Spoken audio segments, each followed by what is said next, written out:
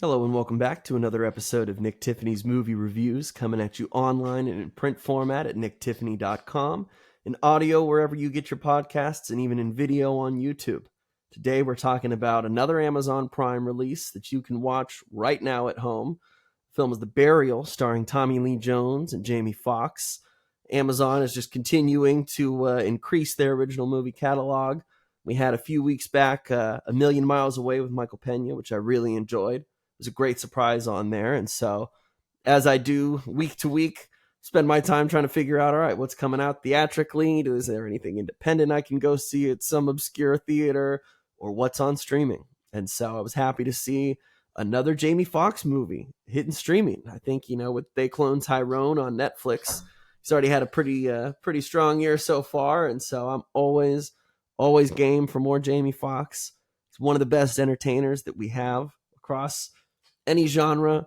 He's unbelievably funny, charismatic, talented as all get out, and he can just turn it on at the drop of a hat. So I was like, Jamie Foxx in a new film, I'm in.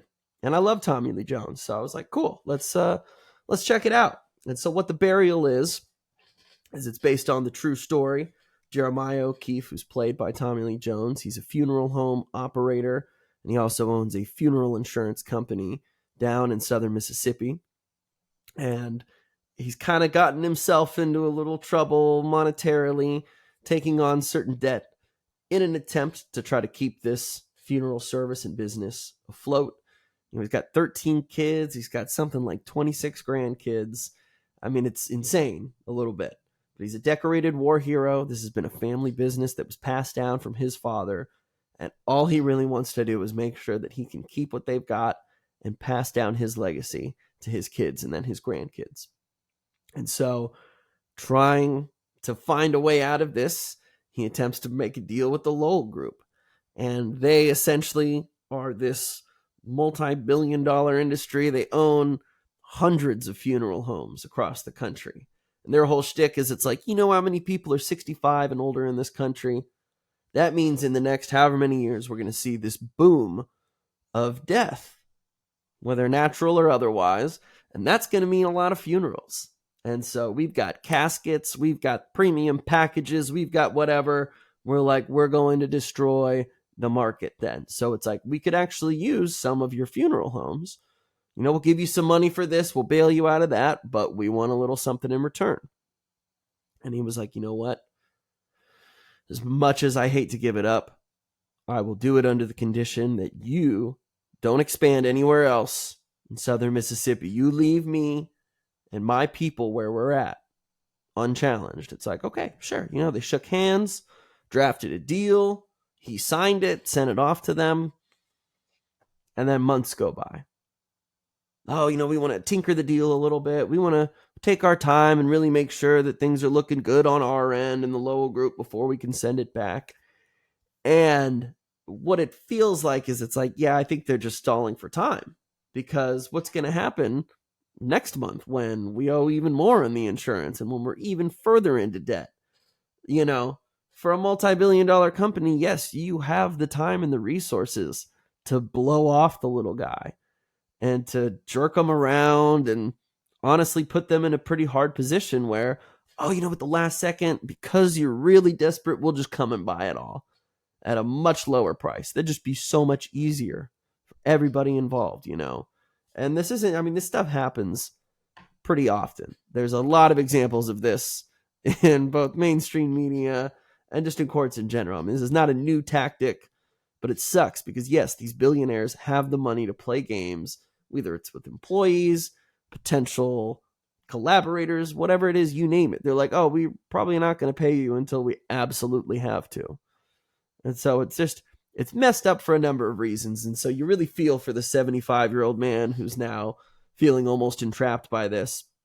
But you've got Mamadou Ati, who plays Hal Dawkins, a young Black American lawyer who's working for Tommy Lee Jones's character. He kind of brings him in, much to the chagrin of Alan Ruck, who plays his oldest legal advisor. But what they kind of decide between them is Hal finds the eccentric and, quite honestly, phenomenal lawyer, Willie Gary, who's played by Jamie Foxx. He's got a private jet. He's got a 50-room mansion. He's done exceptionally well for himself. Takes on only black cases, I would say, and he would tell you himself he hasn't worked white cases.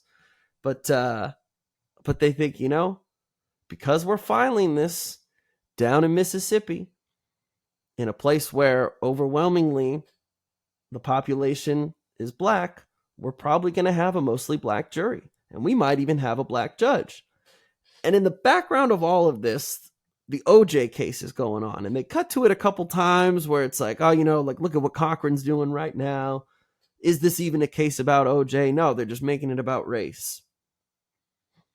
And then that's where this film kind of looks like, okay, well, can we look at race, how these different funeral homes have operated, all these different things. There's something in there that we can find that shows not only do you not care about the little guy, the poor guys, whatever, but do you really have the interest of these people that you're trying to sell caskets and funerals to?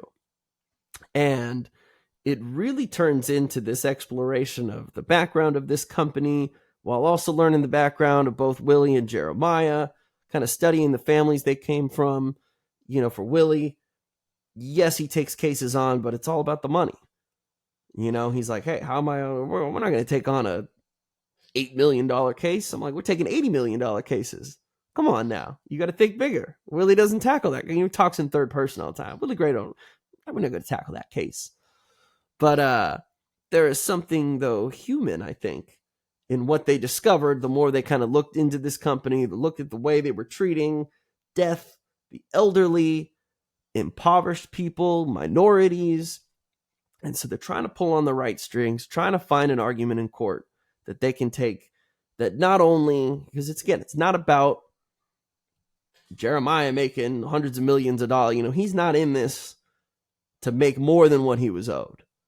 But the principle is, well, if these guys are doing this to other people, if they're not only screwing over you, but if they're screwing over people that look like me, people with less money than me, they're going to screw me over.